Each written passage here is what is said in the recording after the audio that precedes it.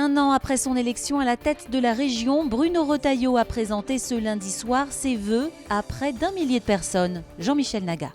Ils étaient manifestement très attendus, les vœux de Bruno Retailleau, mais aussi son bilan. Un an après son élection, le président de la région estime que 80% de ses promesses de campagne ont déjà été réalisées.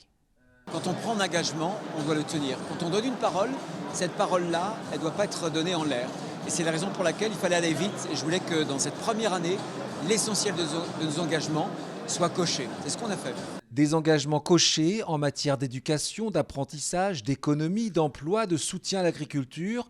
Mais dans les esprits ce lundi soir, il y avait bien sûr la présidentielle et la perspective de voir Bruno Retailleau devenir ministre dans quelques mois. Bruno Retailleau, patron de la campagne de François Fillon, défend le non-cumul des mandats parce que François Fillon l'exige, mais il se préparerait à être à la fois de président de région et ministre. Ça ne me semble pas très cohérent et pas très raisonnable pour les Pays de la Loire qui ont besoin d'un président à temps plein. L'intéressé n'en dira pas un mot dans son discours, mais l'ambition est là, accompagnée d'une promesse, faire aboutir un projet et pas n'importe lequel. Le vœu que je formule, c'est que 2017, ce soit l'année du début des travaux, mes chers amis, du prochain aéroport de notre région et de la région Bretagne aussi, qui sera à Notre-Dame-des-Landes. Je vous assure, comme dirait quelqu'un, yes we can.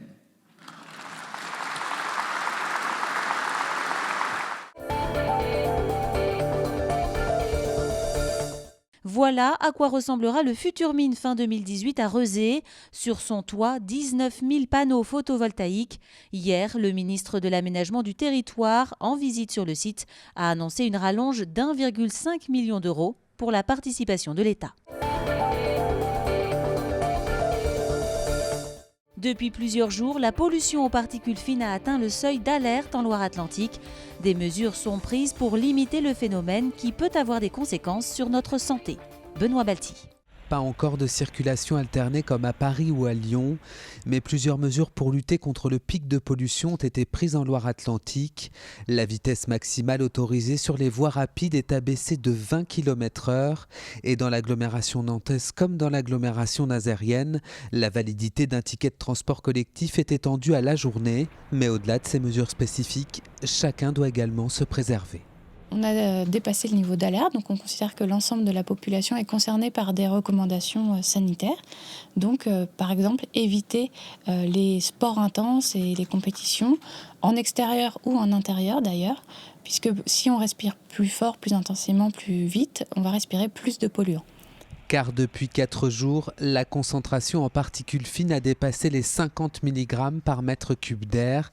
Et c'est cette persistance qui a déclenché le niveau alerte sur toute la région des Pays de la Loire. Cet épisode de pollution n'est pas inédit en Loire-Atlantique. Déjà au printemps 2015, la qualité de l'air s'était également fortement dégradée. Par contre, les sources de polluants n'étaient pas forcément les mêmes. Donc c'était plutôt un épisode qu'on appelle de printemps, lié notamment aux pratiques agricoles.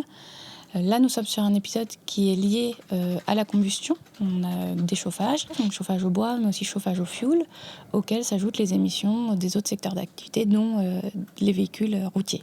Le niveau alerte pollution devrait se maintenir ce mardi et ce mercredi sur toute la région. On espère une nette amélioration de la qualité de l'air ce week-end avec le retour de la pluie. Après le premier tour des primaires citoyennes, c'est l'heure du bilan et des analyses sur les résultats et les soutiens en Loire-Atlantique. Jean Annex. Avec 40,43% des voix, Benoît Hamon a largement devancé Manuel Valls en Loire-Atlantique. Ses soutiens ligériens savourent cette première victoire. Nous sommes déjà très contents. On n'est pas si surpris que ça parce que ça fait depuis plusieurs semaines qu'on ressent qu'il y a eu une dynamique pour Benoît Hamon. On pensait faire ce score, peut-être pas aussi haut, mais on y a cru. Et les premiers aliments se font connaître, à commencer par les supporters de l'autre frondeur socialiste, Arnaud Montebourg.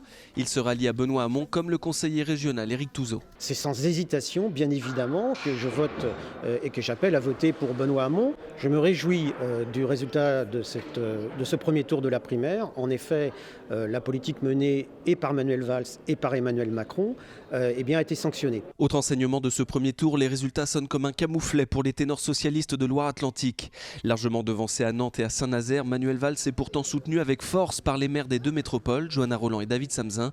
Des soutiens prestigieux, mais vains. Il faut arrêter de penser que les grands élus aient une quelconque influence sur l'orientation des votes. Les électeurs se déterminent complètement librement à l'écart de cela. Il y a une orientation qui a été dominante ces dernières années et qui est aujourd'hui clairement sanctionnée. Et simplement, ils n'ont pas trop senti le vent venir. De son côté, François de Rugy a recueilli 8,82% des voix en Loire-Atlantique, mais seulement 3,88% au niveau national.